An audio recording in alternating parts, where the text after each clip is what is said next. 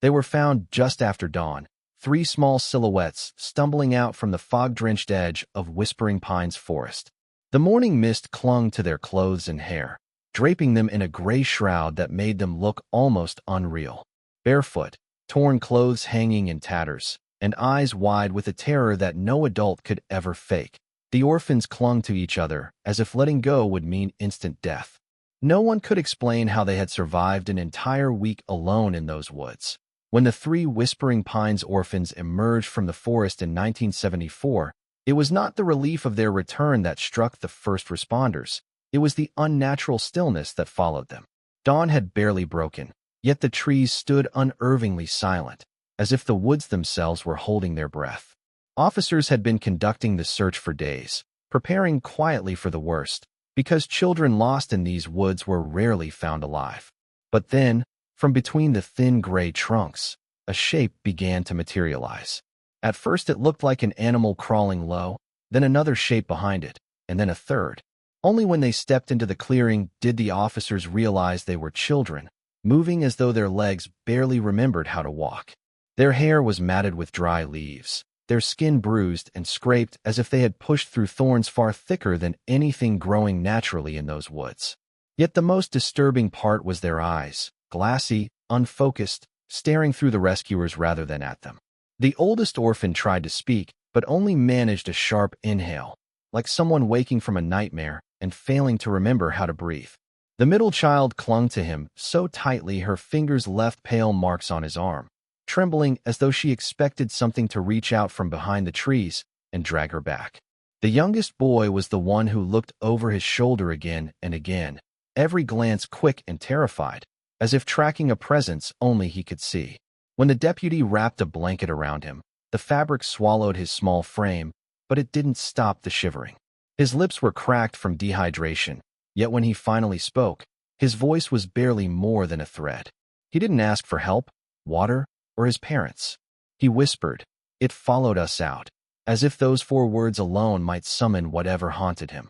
Some officers exchanged uneasy looks, brushing off the comment as the frightened imagination of a child, but none could shake the feeling that something was wrong. The forest behind the children seemed darker than before, as though the early morning light struggled to enter. Even the birds, which should have been calling at dawn, remained eerily quiet. Medical personnel quickly led the children toward the waiting ambulance, yet the orphans walked backward for several steps, never turning their faces from the trees. They moved like prey afraid to expose their back to a predator. It wasn't until they were nearly inside the ambulance that the oldest child finally looked away from the woods, and in that brief second, every adult present felt the same cold certainty. Whatever those children had seen in the forest hadn't stayed behind where it belonged. The trail wasn't marked on any map, not even the hand-drawn ones the older locals kept folded in their barns. Maps that had every deer path, creek bend, and hollow memorized over generations. Yet when investigators fanned out to retrace the children's possible route, they stumbled upon a narrow passageway carved between slanted pines, as if something had pressed its way through the forest with deliberate intent. The soil along the entrance was soft, freshly disturbed, but there were no typical child-sized footprints leading into it. Instead, there were thin drag marks, parallel and inconsistent, as though something had been pulled or guided rather than simply walked. The deputies paused, exchanging uneasy glances, sensing immediately that the trail did not belong to the forest they knew. The air along the path felt different, denser, colder, as though the temperature dropped the moment one stepped toward it. Even the insects avoided it, hovering at the edges but never crossing the invisible boundary. The pines on both sides leaned inward unnaturally, their branches knitted overhead to form a canopy that blocked the morning sun. One investigator noted that the path seemed to grow darker with every footstep, even though the day was brightening. Another swore he felt something brush past his ankle, like fingers skimming lightly across his skin, though no grass or vines touched him. No one said these things aloud at first. They simply tightened their grips on their flashlights and moved more slowly. Then came the sound, faint, distant, and unmistakably human. It wasn't a scream or a cry for help, but the quiet whimpering of a child, echoing from somewhere far ahead. Several officers instinctively stepped back, because the orphans had been found already. There should not have been any children left inside that forest. The sound drifted again, soft enough to question whether it was real or imagined, but persistent enough that no one could entirely dismiss it. It moved between the trees, sometimes to the left, sometimes farther down the path, as if whatever was making it didn't want to be found but wanted to be listened to. An investigator called out into the dark corridor of trees, asking if anyone was there, but the only response was the same fragile sob, repeating faintly, like an echo that didn't quite match the original voice. When they advanced deeper, their boots sinking slightly into the damp soil, the crying abruptly stopped. The silence that followed felt thick, suffocating, and more ominous than the sound itself. They stood still, listening for any rustle or movement, but the woods remained unnaturally quiet, as if holding something behind its tangled branches. In that moment, every man in the search party felt the same instinctive dread, the sense that they were not the ones discovering the path, but that the path had been waiting for them. When the children were first brought into the shelter, their silence was nearly absolute. They huddled together in a corner, eyes darting to every shadow, flinching at the slightest sound. Officers and social workers tried to coax words from them, offering blankets, food, and gentle questions, but the only response was an occasional whimper or an involuntary shudder. Days passed, and gradually, the oldest child began to murmur broken phrases, fragments of sentences that made little sense to the adults. Then, almost as if on cue, the other two joined in, adding pieces that stitched together a story far stranger and darker than anyone could have imagined. They claimed, in halting whispers and stammering tones, that they were never truly alone in the forest. A presence had followed them, hidden just beyond the line of sight, watching their every step. The children described it in bits and pieces, often using gestures when they couldn't find the words. It walked upright. It breathed like a human, yet it wasn't human. Sometimes it appeared as a shadow slipping between the trees, other times as a darkened shape with limbs that bent the wrong way, always just beyond reach.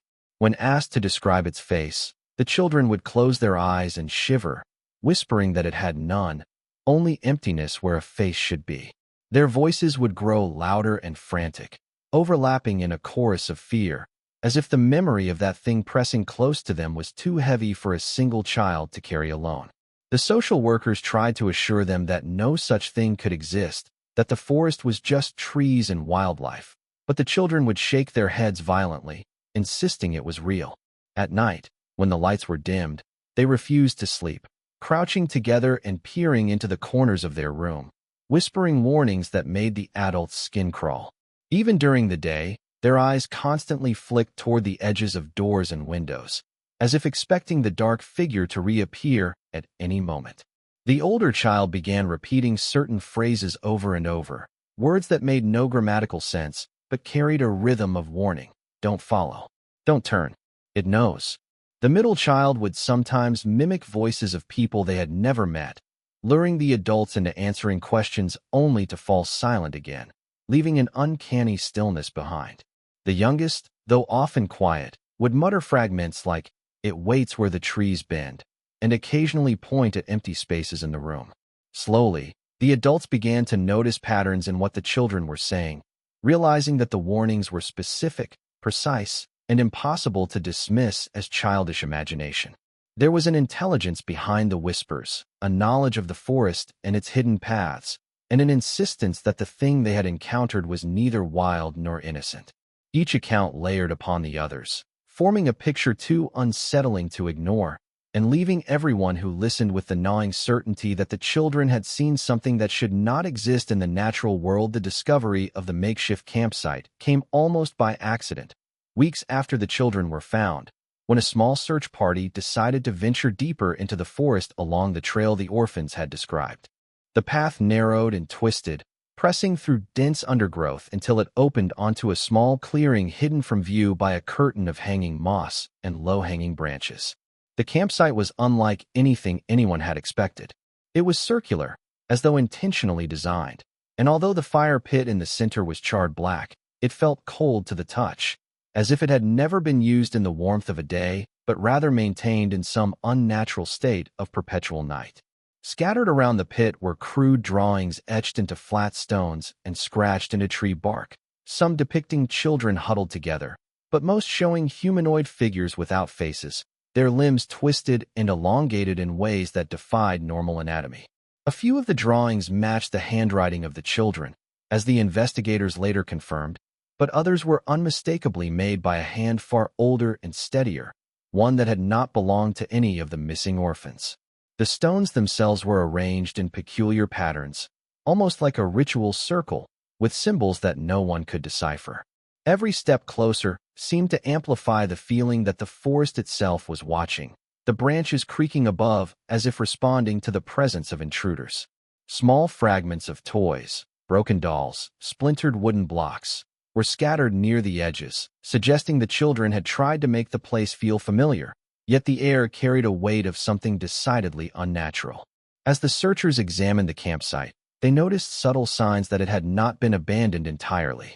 Leaves on the ground appeared recently disturbed, not just by wind, but by something walking carefully, deliberately, along the edges of the clearing. The soil near the fire pit was uneven, as though someone or something had spent hours kneeling or crouching there, though no footprints could be found. An unshakable sense of being observed pressed down on the adults, heavier than anything they had experienced in the forest before. Whispers seemed to float along the edges of the clearing, carried on a breeze that had no source, sounding almost like the quiet echo of children calling to each other, but warped, guttural, and wrong. Even the officers with years of field experience admitted later that they had felt an almost physical resistance, as if the campsite itself was alive, a place that existed to keep secrets, to mark something hidden from human understanding. When they finally backed away, the drawings burned into their memory, the air around them chilling in a way that refused explanation, leaving them with the certainty that the forest had not simply been a backdrop to the children's ordeal. It had been a participant, and the campsite was its proof. The footprints were the first concrete sign that whatever had been in the forest alongside the children was not human, at least not entirely.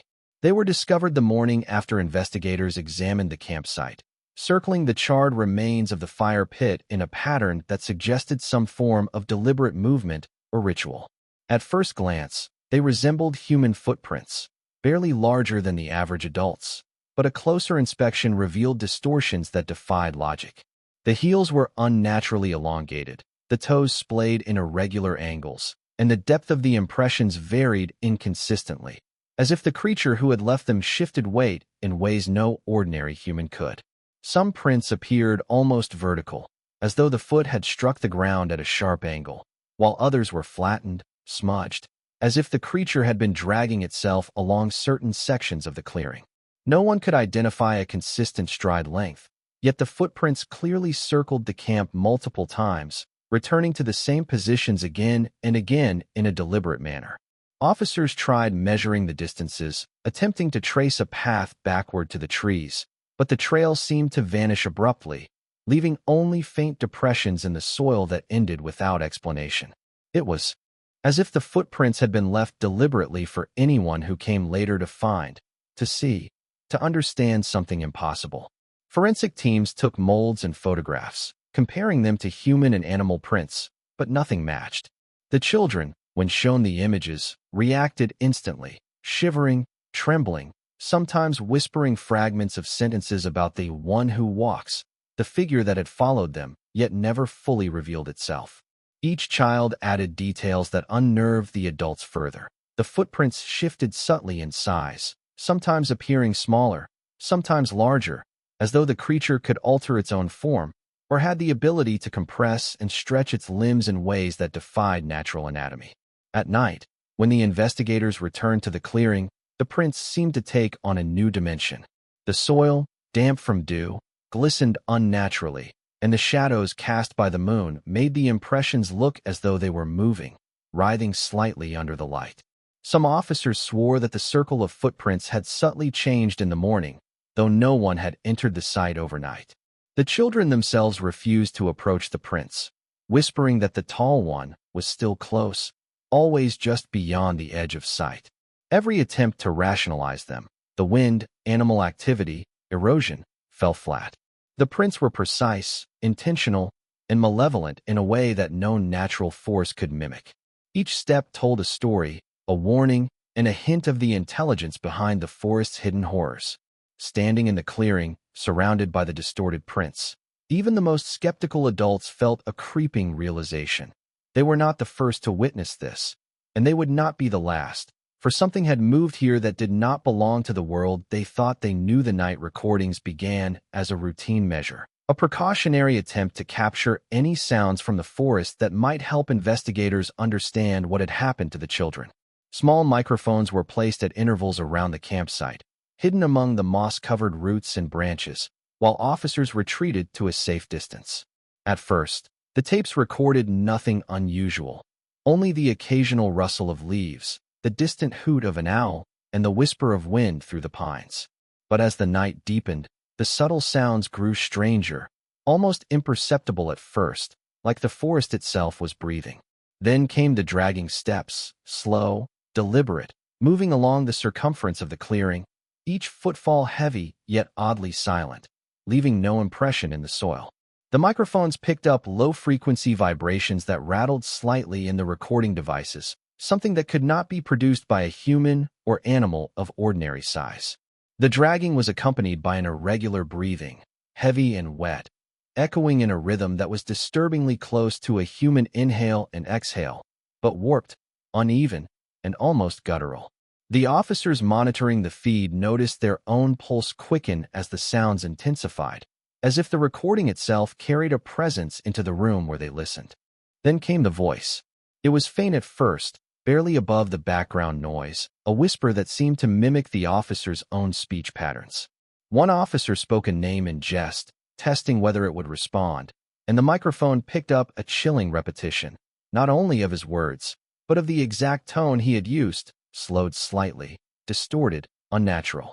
There were no people nearby, no one in the dense forest for hundreds of yards, yet the voice whispered again, clearer, repeating fragments of the children's earlier warnings. The recordings captured a sense of awareness, as if the presence knew it was being observed and reacted to it. The investigators replayed the tapes over and over, each time noticing nuances previously unheard. Faint echoes of the children's laughter twisted into moans, the swish of movement just beyond the edge of the microphones, and the subtle shifting of something sliding across the forest floor, impossibly fast, yet never leaving physical trace. Even the most skeptical listeners began to feel an undeniable weight, a tangible presence in the room with them as they reviewed the audio.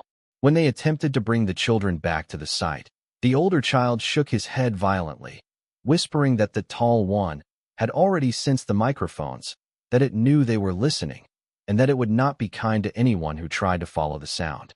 The tapes became a record not of evidence, but of intrusion, proof that whatever haunted Whispering Pines was aware, patient, and intelligent enough to manipulate even the most modern tools, leaving behind whispers and steps that no one could ever fully explain. After weeks in the shelter, the children's behavior began to shift in ways that alarmed even the most experienced caregivers and investigators. At first, it was subtle. The middle child would pause mid-sentence, eyes widening as if listening to something no one else could hear. The oldest child started staring at corners of rooms for minutes at a time, as though tracking movement too slight for human perception. The youngest, usually quiet, began repeating voices of adults the staff had never met, speaking in tones and inflections that were eerily accurate, yet completely foreign. Nights became unbearable. The children refused to sleep in their assigned beds, huddling instead near walls or under tables, whispering warnings in low, urgent tones about shapes lurking just beyond the reach of light. Their pupils would dilate unnaturally when asked about the tall one, the being they had described in the forest, and medical staff confirmed that nothing physiological could account for the extreme changes in their eyes. They seemed to enter a trance when discussing the forest, speaking in broken fragments that, when pieced together, suggested knowledge of paths and clearings the investigators themselves had yet to find. The children began mimicking adult voices, calling the names of staff who had never approached them, sometimes repeating entire conversations verbatim, but always ending abruptly, their expressions frozen in fear as if someone had warned them to stop. Meals were left untouched while they crouched against walls, listening for sounds no one else could detect, murmuring that the tall one had returned, waiting just outside the building. Attempts to engage them in play or normal routines failed. Any interaction that drew their attention away from the corners, shadows, or empty spaces caused them to panic, screaming at unseen intruders. Staff reported that even during casual walks outside the shelter, the children's eyes would flick toward the tree constantly, bodies tense, ready to flee. Their speech grew increasingly fragmented, composed of warnings and observations that seemed beyond the understanding of their age. It knows we're here. It watches the windows. Don't let it touch you. Sometimes, they would mimic the sound of dragging steps or distorted breathing, the very noises captured on the night recordings, as if rehearsing for an encounter only they could see. The children began sleeping in shifts, one awake while the others dozed, whispering fragmented instructions to one another, guiding each other in ways that mimicked survival strategies far beyond their years. Staff noticed that the group operated as a single unit, almost symbiotic, sharing information about threats that no one else could confirm. Their fear seemed not only instinctual but informed, a combination of memory and something else, something that had followed them out of the forest, something patient and calculating. Each day, the staff grew more uneasy, the sense of being watched extending beyond the children. Even in their absence, shadows seemed to linger longer in empty rooms, corners held unnatural darkness, and every creak of the building was amplified, as if the forest itself had followed them inside. The final disappearance of the children was sudden, leaving the shelter staff and investigators in a state of panic and disbelief. One evening, after dinner, the orphans gathered near the back door as they often did, whispering urgently to one another, their voices overlapping in a chorus of warning that made no sense to anyone outside their small circle. The staff tried to calm them, urging them to sit, to eat, to rest, but the children only shook their heads violently, pointing toward the tree that bordered the property. Within moments, the oldest child slipped through a small gap in the door, followed by the others, moving with a quiet, fluid coordination that suggested they had rehearsed this escape countless times. The staff ran after them, shouting, but the children were already vanishing into the shadows of the woods, disappearing so quickly that it was impossible to catch a glimpse of their retreat. When the search parties arrived hours later, they found the forest unusually still, as though it had swallowed the children whole. In the dirt near the edge of the tree, small handprints appeared on tree trunks, barely larger than the orphans' own hands. They climbed up the rough bark at an impossible angle, suggesting that something, or someone, had been lifted or carried along with an agility far beyond human capability. The prints led deeper into the forest, toward the same narrow trail the children had originally taken, but now the path seemed wider, as though the passage itself had adapted to the presence of a larger being. Officers and searchers followed carefully, their flashlights cutting through the dense darkness, only to find the trail vanishing again, leaving no footprints, drag marks, or other physical evidence. The forest seemed alive, watching, anticipating their every move, and a low, constant whispering began to weave through the trees, soft, distant, yet unmistakably articulate, repeating fragments of the children's warnings, their own voices echoing back at them in distorted tones. Attempts to call the children were futile. When officers shouted their names, the forest remained silent. Yet some of the investigators swore they could hear faint giggles and whispered replies that shifted from childlike to something deeper, older, and impossibly inhuman. The area around the trail remained eerily undisturbed, as if the children, and whatever accompanied them, had passed through without touching a single leaf. Some of the adults reported a sensation of being followed, a pressure at the back of their necks, or a fleeting glimpse of a tall, shadowy figure just at the edge of vision. The small handprints on the trees became the only proof that the children had truly been there, yet they were unervingly precise, spaced in a way that suggested intelligence and intention.